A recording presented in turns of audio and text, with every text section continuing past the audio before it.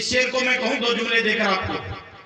एक शख्स था थोड़ा सा औलिया से चिढ़ने वाला, अब वो कौन था वो जाने, मुझे उससे कोई मतलब नहीं।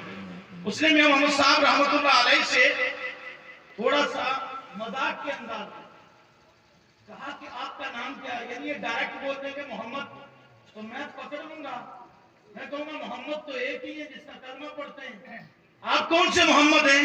तो मियां मोहम्मद साहब रहमतुल्लाह अलैह ने दिल की मर्ज जान ली उसकी, और मियां मोहम्मद साहब ने फरमाया नजर में दूं कि नजर में जवाब, कहा नजम ही में हो जाए।